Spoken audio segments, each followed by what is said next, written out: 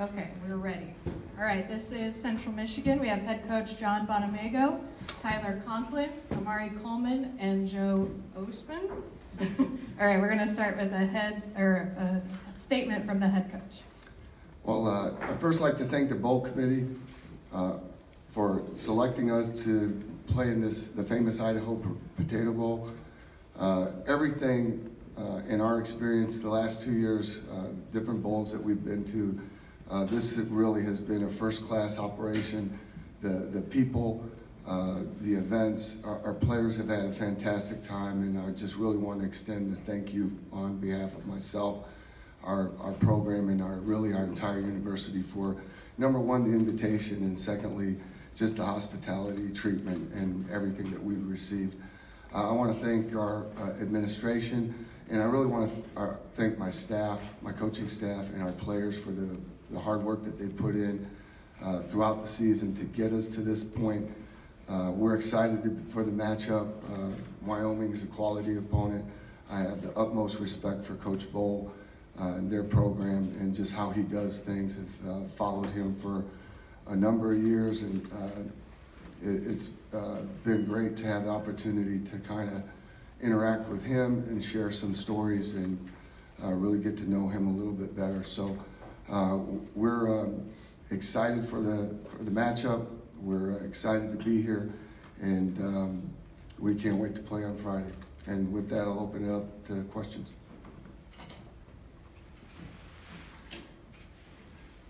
As you were preparing for this, you probably knew about Josh Allen and the health status. Were you just always preparing that you would face him, or did it make it harder now that you know? Does it change anything, even though we're just 2 days away? It changes nothing at all. I mean, you're always going to prepare for their best, and really our attitude all season long has been to put the main focus on the things that we're in control of. So, we don't live in the past.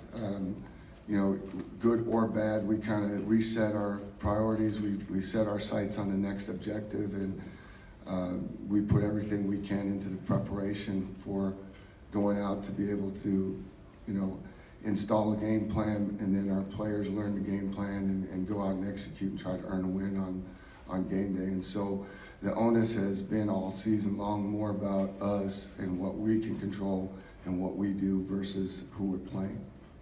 Questions for both Amari and Joe. You guys have been at the top of the country at getting turnovers this year. From the secondary's point of view and from the defensive line's point of view, why have you guys been successful at that? Well, I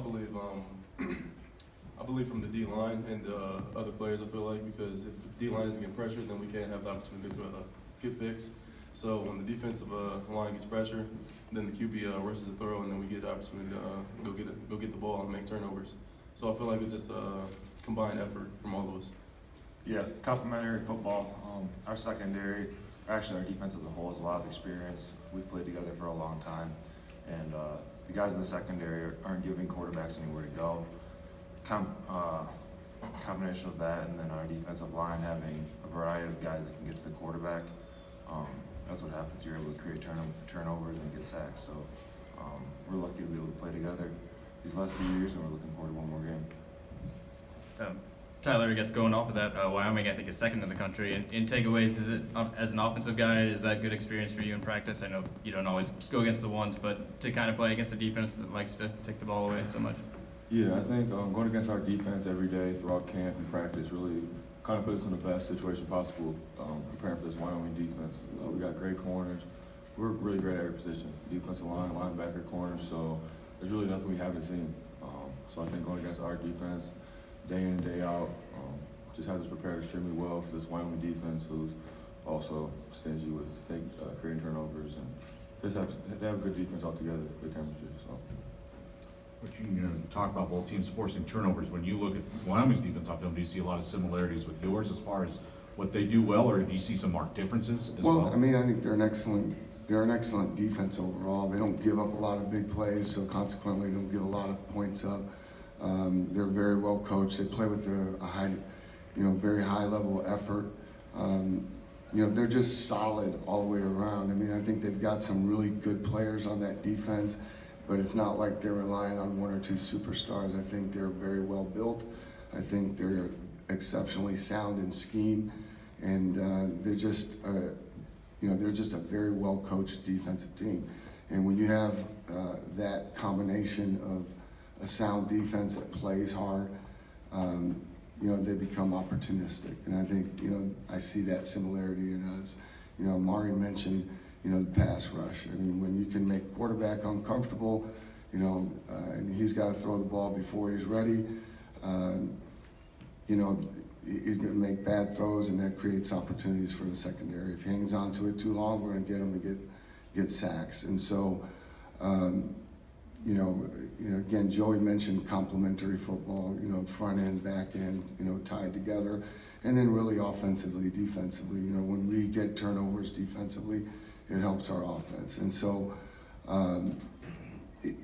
both teams have benefited from a very opportunistic, aggressive, ball-hawking defense. All three of you guys are seniors. You've been to many bowl games now in your careers together. How important is it, and has there been a little bit of a change in the attitude this year going into this bowl game, knowing that it's your last one and it's one you really want to win and go out as a winner? Yeah, it's really important to us. We've talked about it a little bit. We haven't won a bowl game since we've been here. We've been to a few, so we think this is a huge opportunity. And also, just this season, we've taken it game by game, and we feel like we've been able to build a lot of momentum as the seasons went on. We've gotten stronger. The chemistry and the bonds that we have on this team is very strong, and we're looking forward to one more opportunity to go and play together. Yeah, kind of going off what Joey said. Just got to finish out with a win. We've been trying to get that the last 3 years, and we haven't. So I feel like this last year that we have together, we got that's our main focus and our main goal, and I feel like we're gonna come out on top. Yeah, I guess I'll add something. First, I also want to thank the bowl committee because it's been a great bowl. The events and everything have been fantastic. It's been a lot of fun, great food, and we really enjoyed it so far. And like they said, we haven't won a bowl game yet, and after a disappointing loss last year, I think we kind of went in with a different mindset, attack practices differently, and we're excited to go out there and win another trophy and kind of cap off our season on a great winning streak, and that's all.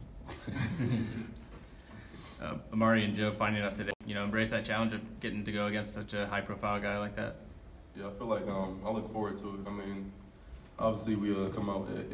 It comes down on us how we play, but at the same time, when we got good competition, it's always a great opportunity for us to make plays and show that our play is validated through a good prospect. I feel like it's something that we always want to do, just make plays on a good player. Yeah, it's good to hear. You never want to see anyone get injured. But with that being said, we also want to see their best, and we're looking forward to the opportunity to play him and make life tough for him Friday night. Tyler, what's it been like playing with Shane Morrison as your quarterback? What type of leadership does he bring? And knowing the path that he took to Central Michigan, how happy does it make you to see him succeed? Yeah, it's great to see him succeed after having a tough start to his career at Michigan, and having a lot of talks with him about how he was just so down about football at one point to really come in here and have one last chance and have this, the point that we've reached as a team this year has been great. He's a great quarterback with exceptional arm strength, and he makes our offense better. So I'm excited about it. I'm happy for him, and I'm excited to go out there as a team and get a win on Friday. Coach Tyler, describing a little bit about your quarterback, Morris, maybe a little more detail, like what are his strengths? We've seen Allen here in Boise play on a number of occasions, but what's Morris going to bring to the table? What are his strengths? Shane's a guy that can run and throw. He's got a strong arm. He's got a very good understanding of the game. He's a very quick decision maker, particularly in the RPO game, which is something that we feature. As he's grown and become more comfortable in this offense, and really the cast that has surrounded him, because that was a challenge in the beginning. I mean, Tyler missed a number of games. Corey Willis missed a number of games. We lost another excellent receiver, and it was a changing cast. The first 5-6 weeks of the season, as things settled down for him, he's really taken his game to another level, A big part of that was confidence, and but his ability to get us out of a bad play, get us into a good play, is something that he's done quite a bit, and you know, he's just he's a competitive guy. I mean, he is. You never feel like you're out of it with him. He's in a lot of ways similar to Cooper Rush, who we've had, started the last 4 years for us prior to Shane. And so, when you look at what he's done and what he's accomplished this year, especially at that position, I think it's really remarkable because he did not have the benefit of spring practice. There was a lot of change in the beginning of the year, so he came in, had to learn a new offense, learn his teammates, blend into a culture, make himself accessible and adopt our culture and really become accepted by the team. And you're talking about a guy that really, hasn't started consistently since high school. He's highly recruited, highly touted out of high school, goes to Michigan. For whatever reason, things, just didn't work out the way they planned. So you're not talking about a guy that came here who had been a 2-year starter, 3-year starter. I mean, essentially this is his first year as a starting quarterback. So I think what he's been able to accomplish in a very short amount of time says a lot about his passion for the game, his intelligence, and his talent. Coach, can you, 3 of them are sitting next to you, 3 seniors. Can you comment on what this senior class has meant to you since you took over 3 years ago and how they've adapted to your system and bought into what you want to do and how they've carried this program to where it's at now? I think, rather than system, I think the operative word is culture. I think these guys have learned and demonstrated on a daily basis what leadership what it requires, the commitment that it requires, the sacrifices that it requires. They have led in all 3 ways that we talk about leading. So much of what we think about leadership is just leading by example or doing the right thing. And I believe personally that leadership has to transcend much, much higher than that. If you're going to be effective, just doing the right thing isn't enough. That just makes you a good example. You can't lead quietly. You can't be a leader and sit in the corner passively and not engage people or communicate. And that's based on relationships that you develop over time. It's based on respect, and it has to start with the foundation of being somebody who does things the right way. And these guys have personified that in their own ways, through their own personalities. The conversations that we've had, they're, them willing to put themselves out there to come to me, taking my message back to the team. You're going to face adversity throughout a 12-game season. Every team's going to go through it. It's going to come up in some way, shape, or form. And then how you handle that and how you navigate those times is going to really be dependent on the strength of the leaders of your team.